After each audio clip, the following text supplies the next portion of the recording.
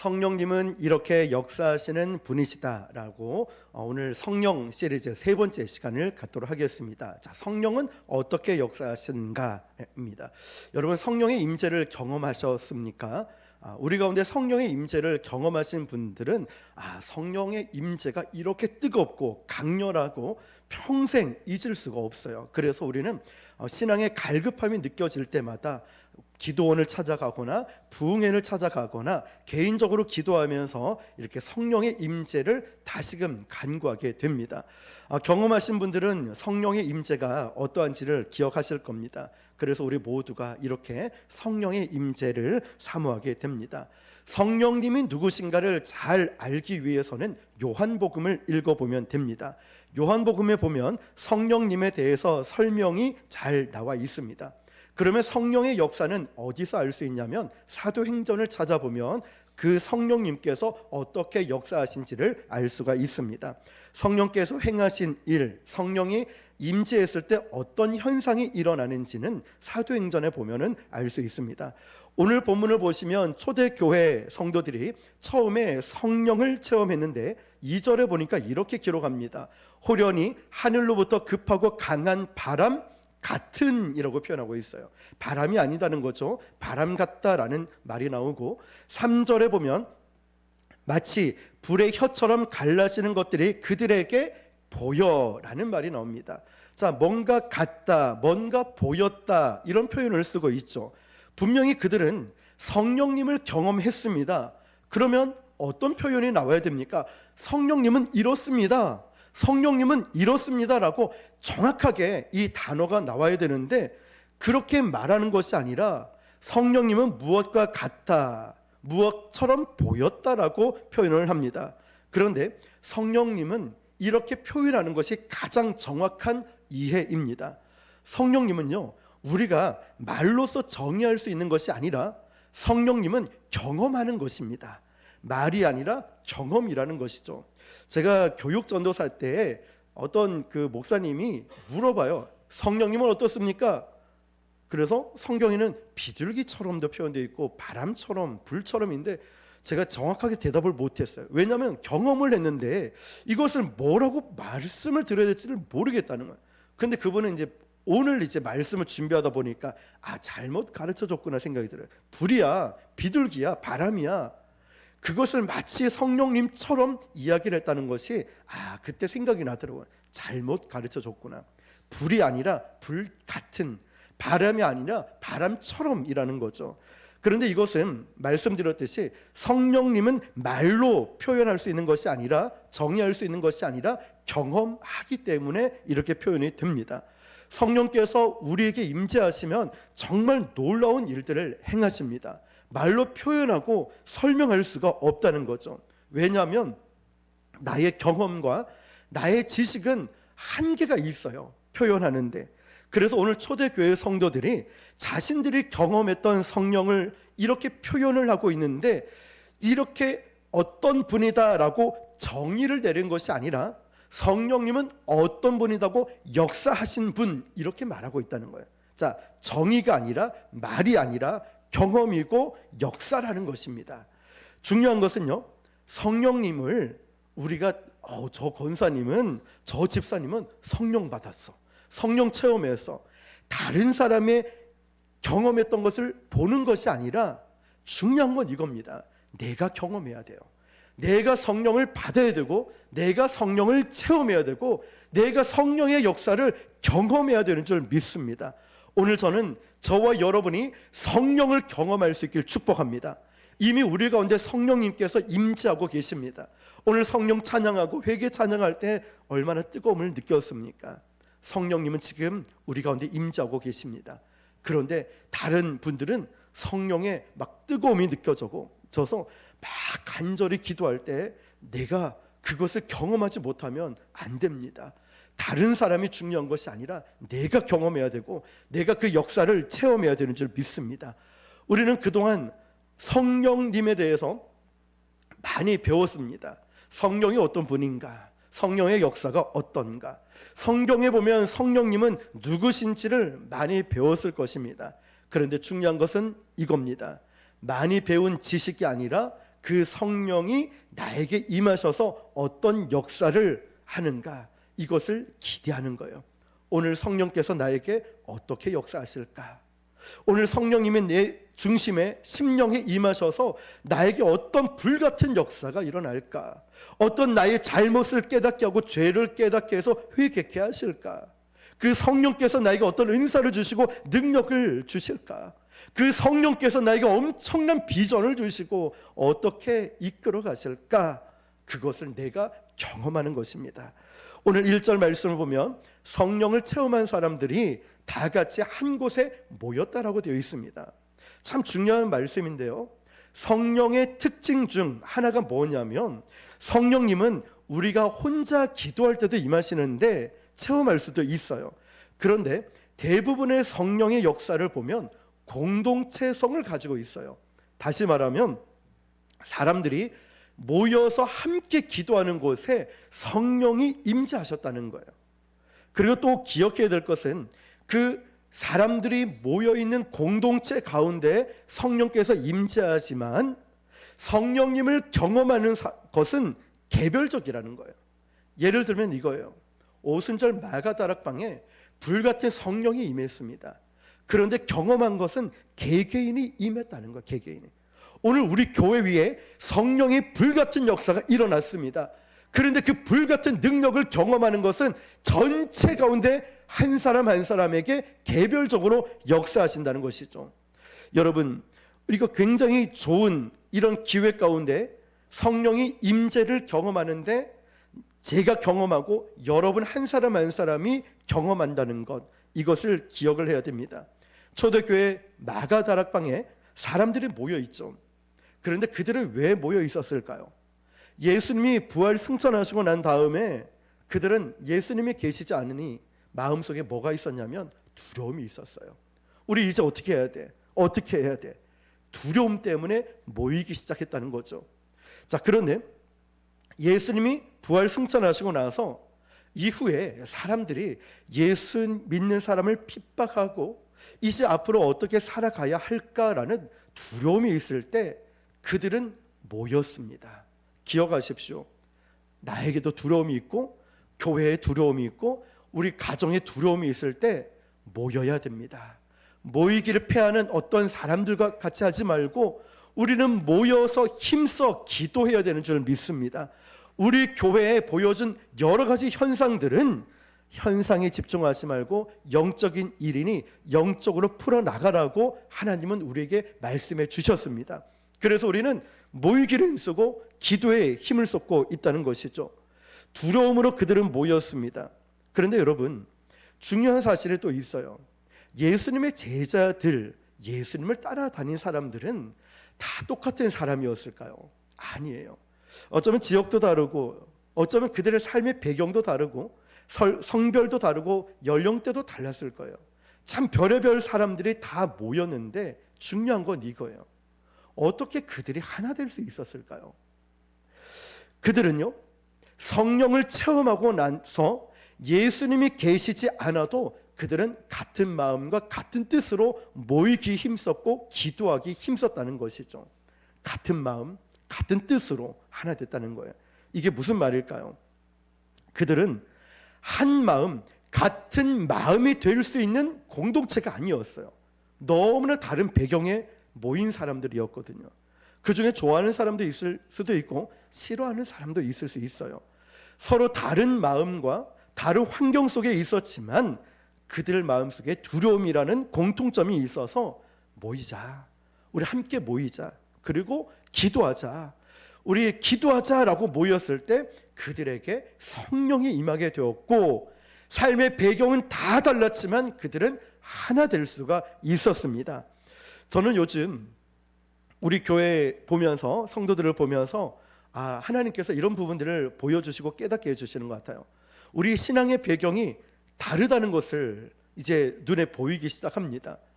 그런데 여러분, 참 감사한 것은요, 신앙의 배경이 다르지만 하나 될 수 있도록 하나님이 지혜를 주시고 우리 모두를 같은 마음으로 인도해 가신다는 거예요. 저는 예전에 어떤 한 교회 상담을 한 적이 있었습니다. 두 개의 교회가 합쳐졌고, 그런데 그 가운데 처음에는 서로가 이제 시너지가 있죠. 숫자도 많아지고 헌금도 불어나고 모임도 이제 좋아지고, 시간이 지나니까 서로의 다름들이 보이는 거예요. 신앙의 배경이 달랐고 그 목사님의 성향과 이 목사님의 성향, 목회 철학이 다르다 보니까 결국 이 교회가 참 괜찮은 교회였는데 정말 어려움을 겪고 있는 걸 봤어요. 그 상담을 하면서 그때 했던 이야기들이 생각이 나는 거예요. 그리고 하나님이 지혜를 저에게만 주신 것이 아니라 우리 성도님에게도 동일하게 주셔서, 다른 배경이지 틀린 게 아니니까, 본질이 다른 게 아니고 배경만 다를 뿐이니까 이것을 하나씩 하나씩 맞춰 나갈 수 있는 같은 마음을 우리에게 주셨다는 거예요. 얼마나 감사한지 모릅니다. 왜냐하면 사실 작은 문제지만 이 작은 문제 때문에 큰 문제로 만들어지고, 마귀는 그렇게 하는데 선수거든요. 작은 일을 크게 만드는 게. 이런 일들로 교회에 어려움을 겪는 일들이 적잖아 있는데, 우리 교회는 참 감사한 것 같아요. 우리 모두가 그런 마음을 품게, 한 마음을 품게 하나님께서 은혜를 주셨으니까 말이죠. 그러니까 여러분, 성령의 임재 가운데 나타나는 중요한 현상이 뭐냐면 우리가 하나 된다는 것입니다. 아멘이십니까? 내 안에 성령이 있어요. 우리 교회에 성령이 임재했습니다. 그러면 나타나는 현상은 같은 말, 같은 마음, 같은 뜻, 같은 열매로 하나가 된다는 거예요. 저는 너무너무 감사한 것 같아요. 여러분, 우리 교회를 생각할 때마다 어려움이 있지만 같은 마음으로 아파하고 기도하고, 너나 할 것 없이 기도의 자리를 지키며 애쓰고, 또 여전히 그 자리를 여러분들이 잘 지키고 있으니까 말이죠. 그럼 여러분, 여기서 생각해야 될 것은 거짓 영과 진리의 영을 구별하는 기준이 있습니다.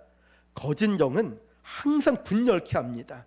자꾸만 나눠지고 시기, 질투, 분냄, 노함, 다툼, 이런 걸 통하여서 작은 일을 크게 만들면서 분열을 시켜요. 분열을. 자꾸만 이 사람 편, 누구 편. 우리에겐 누구 편이 없어요. 여러분, 이 목사 편 이런 거 아닙니다. 그럴 필요 없어요. 우리 모두는 예수님 편에 있으면 됩니다. 우리는 예수님 제자가 되는 것입니다. 우리 교회 주인은 이 목사가 아니라 예수님이시니까 우리가 그렇게 세워나가는 거죠. 분열의 영, 이것은 거짓의 영이고, 성령은 우리를 하나 되게 만듭니다. 자, 여러분, 혹시 여러분들은 한국 교회에 얼마나 관심 있는지는 잘 모르겠지만 요즘 교회적으로 일어나는 안타까운 사건, 또 문제들을 보게 됩니다. 그럴 때마다 참 마음이 아파요. 아시는지 모르겠지만 제가 설교를 이렇게 30분짜리를 올리면 잘 보지는 않는데, 쇼츠라고 1분짜리 영상을 올리면 조회수가 몇백에서 막 1000명씩 이렇게 넘어가는 걸 봐요. 그런데 거기에 댓글을 보면은 모르는 사람들이 댓글을 달아요. 안 좋은 말. 그런데 그 안 좋은 말도 감사하더라고요. 왜냐하면 그 사람이 설교를 들었으니까, 말씀을 들었으니까. 그러면서 한국 교회에 대한 비판적인 내용도 댓글도 많이 씁니다. 그럼에도 불구하고 참 감사한 게 뭐냐면 어제 우리 안수 집사님과 함께 이제 98 해운대 성령 대집회 전체 설명회를 갔는데요. 모두가 참 한마음이 되어서 한국 교회 부흥을 위해서 모이기를 힘쓴다는 거예요. 그런데 부산에서 시작을 하는데 이제는 전국에서 제주도까지 그분들이 버스를 타고 기차를 타고 해운대로 집결을 하고 있어요. 그리고 해외에서도, 저 멀리 하와이에서도 이렇게 온다고 연락이 오는데, 거기에는요 다문화 가족도 있고, 그리고 또 거기에는 세계 곳곳에 계신, 그리고 장애인 분들도 가장 좋은 자리, 연약한 휠체어 타고 이런 분들까지 모든 것을 섬세하게 다 챙기는데, 제가 깜짝 놀란 게 어제 그러더라고요. 우리는 설교자와 찬양팀 외에는 다른 어떠한 순서를 맡은 사람의 목사님들의 이름을 내지 않습니다. 어떤 교회, 큰 교회 목사님, 유명한 목사님, 이런 사람 또 이름 절대 내지 않습니다. 참 와닿는 거예요. 그러면서 우리는 예수님만 스타로 만들고 예수님만 드러날 뿐이지 절대 사람 중심으로 하지 않으려고 부단히 애를 쓰고 있습니다. 참 마음에 와닿지 않습니까? 이 어려운 시기에 정말 전국에서 부산 해운대로 사람들이 모이고 성도들이 모여서 정말 해운대로부터 부흥의 불결을 다시 한번 퍼뜨리기 위해서 교회들이 모이고 있다는 것, 거기에 우리 교회 성도들도 동참하고 우리가 함께하고 있다는 것, 얼마나 귀한 일입니까? 그곳에서 성령의 임재를 경험할 수 있다면, 그 성령의 불같은 역사가 일어난다면 얼마나 감사하고 대단한 일이겠습니까? 굉장히 중요한 일이라 생각합니다. 사람들이 왜 분열할까요? 나 외에 다른 사람을 인정하지 않아요. 나는 옳고 저 사람은 틀려. 내 교회만 옳고 저 교회는 옳지 않아. 그런데 성령님은 어떠세요? 어떻게 역사하십니까? 아니야, 다르지만 틀린 것은 아니니까 넌 하나 돼야 돼. 하나 돼야 돼. 우리 성도 안에 하나 돼야 돼. 하나 돼야 돼. 성령이 임재하면은, 우리 교회에 우리에게 임재하면은 항상 하나 되게 만들어요. 양보하고 섬기고 굳은 일을 도맡아 하게 만들고. 얼마 전 제3회 복음 전도자 연합 모임 때 저는 그 몇몇 목사님들과 피드백을 나누면서 그 목사님들이, 우리 교회 성도님들이 그렇게 헌신하고 밝게 인사하는 모습에 감동을 받았대요. 제가 좀 자랑도 했죠. 그 말씀을 듣고 제가 그것을 봤거든요. 폭우가 내렸어요, 오전엔. 그리고 늦게까지 쓰레기 분리수거 정리하고 땀을 뻘뻘 흘려가면서 너무너무 감사한 거예요. 그 오신 분들도 감동을 받고 더 힘내서 복음 전하다가 내년에 또 만나자고. 자, 여러분, 한국 교회에 지난 세기에 일어났던 분열의 원인들 중에 하나가 뭐냐면, 어떤 단체든지 간에 내가 장이 돼야 돼, 내가 최고가 되어야 돼, 자리 싸움이었습니다. 차라리 한국 목회자들이 내가 거기에 장이 되고 리더가 된다, 이것보다는 내가 그 교회에 정말 좋은 목회자가 되겠습니다, 내가 섬기는 목회자가 되겠습니다, 이 마음을 품었으면 그 교회들, 그 단체들이 얼마나 많은 변화들이 일어났을까요? 참 부끄러운 생각이 들었습니다. 저 자신을 볼 때 말이에요. 나는 왜 그러지 못했을까라는 것. 우리 리더로 섬기고 있는 분들도 정말 어떤 자리에서 섬기는 일이 다양한 소리를 듣기 때문에 쉽지는 않아요. 그런데 섬기며 나갈 때 자리, 우리는 그런 분이 안 계시죠. 자리가 아니라 섬기는 자로, 사랑하는 마음 말이죠. 참 귀한 것 같습니다. 저부터가 어떤 이 자리에 그 권위를 내세우는 것이 아니라 영혼을 섬기는 좋은 목회자가 되어야 되겠다, 말씀을 준비하면서 한 번 더 생각해 봅니다. 저는 세상에 일어나는 이런 분열의 현상들을 보면서 그래도 우리 교회를 보면 소망이 있고, 또 이 땅의 교회를 보면서 소망이 있다고 믿는 것은, 성령께서 임재하시면은 이 모든 것을 불가능해 보이는 각양 배경이 다른 사람이 모여도 하나 될 수 있다는 그 모습을 보여주는 것입니다. 먼저 우리 교회가 그 하나됨을 보여주는 거예요. 같은 마음이 된 것을 세상 사람들에게 보여주는 것입니다. 세상 사람들은 말을 듣기 전에 저의 표정을 보고 우리의 모습과 우리의 행함을 먼저 보고 판단을 하거든요. 예수 믿는 사람은 어떻다, 예수 믿는 사람, 그 교회는 어때? 라고 우리의 태도와 예배 후에 돌아가는 이 발걸음의 모습을 보면서 알고 있거든요. 자, 사랑하는 성도 여러분, 우리 안에 실패, 두려움, 무거운 짐, 이것 때문에 성령의 임재를 경험 못하는 것 아닙니다. 내가 신앙의 연수가 짧다고, 내가 직분이 높지 않다고, 내가 과거의 신앙생활을 잘 못했다고, 과거에 죄가 있고 잘못이 있다고 성령의 임재를 경험 못하는 게 아닙니다. 이 초대교회를 보면서 우리가 성령을 체험할 수 있고 성령의 역사를 경험할 수 있는 그 중요한 요인 하나를 발견하게 됩니다. 그들 모두에게 실패와 두려움이 있었다는 거예요. 그들 모두가 예수님의 제자들이었지만 그들 마음속에는 여전히 두려움이 있었어요. 그래서 앞으로 이 사역을 어떻게 감당할까 못하겠다, 마음에 공포와 두려움이 있는 거예요. 그런데 그들은 뭘 했죠? 마가다락방에서 문을 걸어 잠그고 그들은 무엇을 했습니까? 모여서 기도했다는 거예요. 신앙의 연수가 아니에요. 직분도 아니라는 거예요. 내가 얼마나 봉사하고 헌금 많이 하고 과거에 내가 어떠하냐, 이게 아니었어요. 그 마음을 가지고 그들은 모여서 합심해서 기도했다는 거예요. 그때 성령이 임재했다는 사실이에요.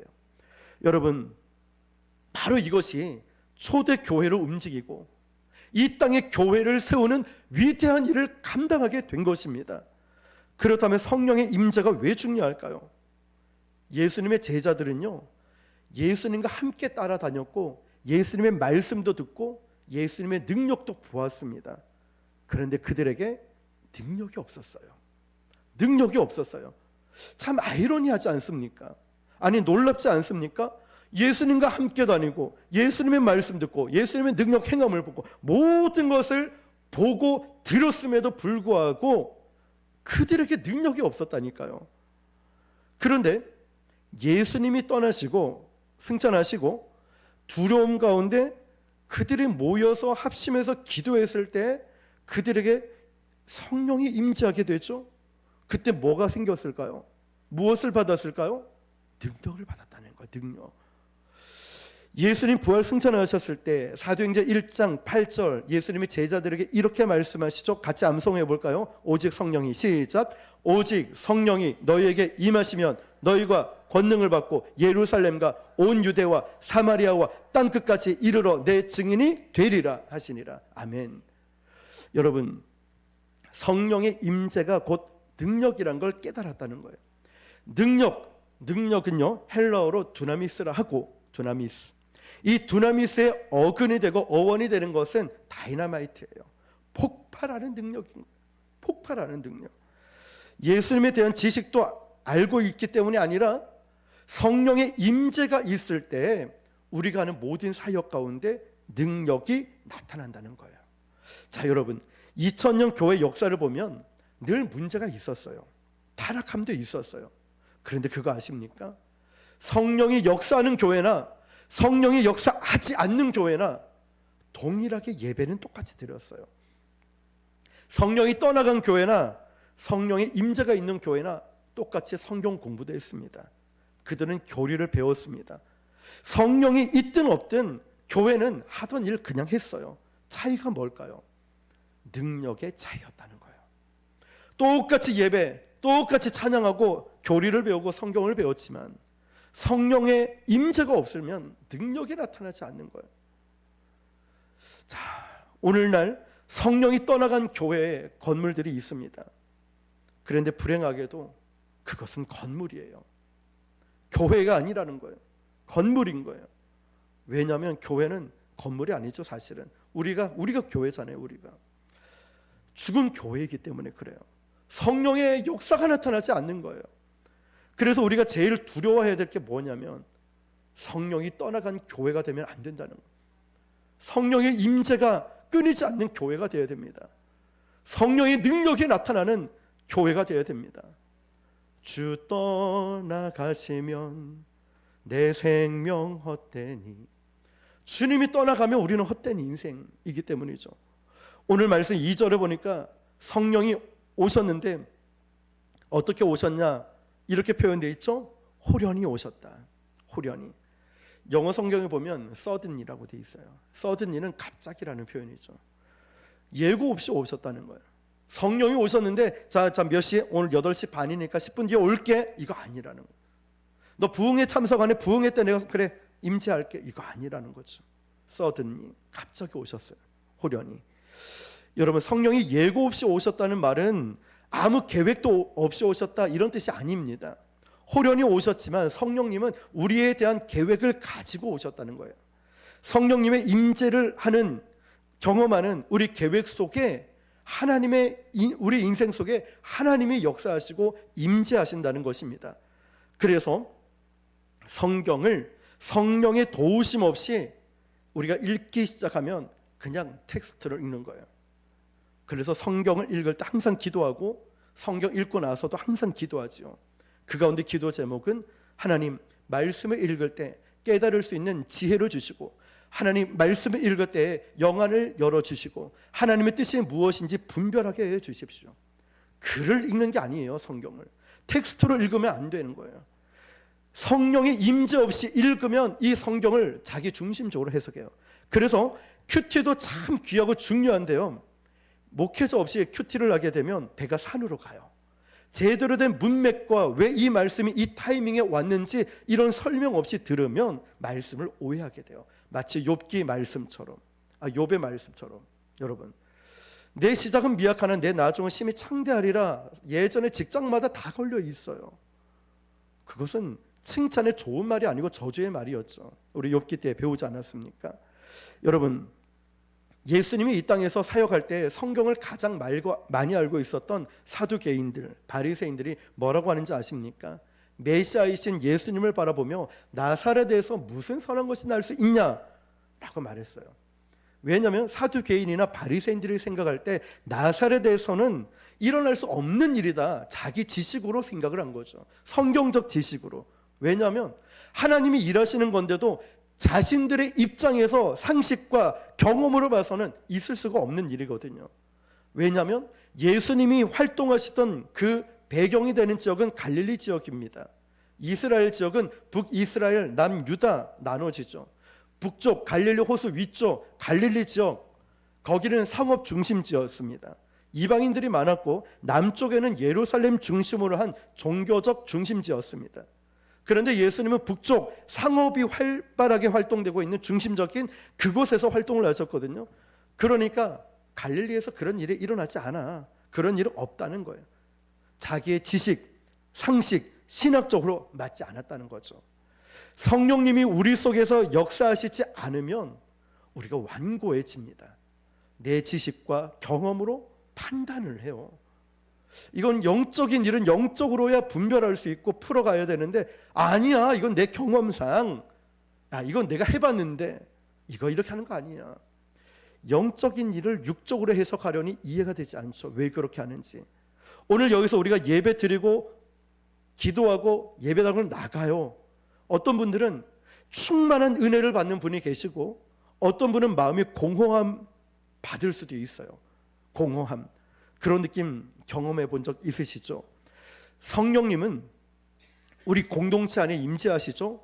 그런데 개별적으로 역사하시는 거예요. 우리 교회 예배가 너무 좋아, 우리 기도회가 너무 뜨거워, 그렇게 고백을 하는데 이 공동체 안에서 성령의 역사가 일어나고 있는데 나 혼자 이걸 경험하지 못하니까 마음이 자꾸 공허한 거예요. 공허해요. 예배 드려도 은혜가 안 되는 거예요. 기도가 되지 않는다고 하는 거예요. 예배 드리고 나가는 나의 삶이 능력으로 바뀌지 않고 변화가 일어나지 않고 공허한 겁니다. 초대교회에서 성령님을 묘사할 때 불이라는 표현을 썼죠. 불처럼, 불같은. 그러나 성령은 불이 아니에요. 불같은, 불같이 보인다는 거예요. 저분에게 성령이 임하니까 우와, 마치 저 사람에게 불이 떨어진 것 같아, 이걸 말하는 거예요. 불, 뜨겁죠 여러분? 성령이 우리 가운데 임재했을 때 막 내가 뜨거움이 일어나는 거예요. 가슴이 뜨겁고 막 마음이 뜨거워지고 몸이 뜨거워지는 거예요. 그 불의 특징이 뭡니까? 그 뜨거움이 다른 사람에게 닿게 되면 그 뜨거움이 전달이 돼요. 뜨거워, 뜨거워, 너무 뜨겁다, 전달이 돼요. 우리가 이렇게 예배를 드리는 거 참 좋고 기도하는 것이 참 좋은데요, 내 속에서 뜨거움이 일어나지 않으면 한번 내가 드리는 이 예배를 한번 점검해 봐야 돼요. 나는 어떻게 예배를 드리나? 우리 지난번 나누었던 말씀처럼 내가 예수님을 어떻게 생각하느냐는 오늘 내가 교회에 오는 내 마음을 결정한다고 했죠. 예수님을 어떻게 생각하느냐가 내가 교회 가는 발걸음에 이 마음을 결정한다고. 오늘 우리 간절히 기도했으면 좋겠습니다. 기도해야 될 때이고요. 오늘 성령이 이 자리에 임재하고 계실 때 한 분도 빠짐없이 성령의 역사를 체험하시길 축복합니다. 여러분 마음이 막 뜨거워서 예배 드리고 나갈 때 마음이 행복한 거예요. 문제는 여전한데 돌아가는 발걸음이 너무 가벼운 거예요. 하나님께 모든 것을 맡기는 거, 하나님이 책임져 주실 것을 믿기 때문에 저도 여러분도 우리 모두도 이 뜨거운 성령의 불을 경험하여서 여러분을 만나는 사람들까지 전이가 되어서 집사님 요즘 왜 이렇게 얼굴 좋아 보여? 왜 이렇게 행복해 보여? 나 주님 만났거든, 나 성령을 체험했거든. 그래서 그분도 똑같이 사모함으로 이 기도의 자리에 나올 수 있을 만큼 오늘 저와 여러분은 그 성령의 역사를 한 분도 빠짐없이 모두 체험하시기를 주님의 이름으로 축원합니다.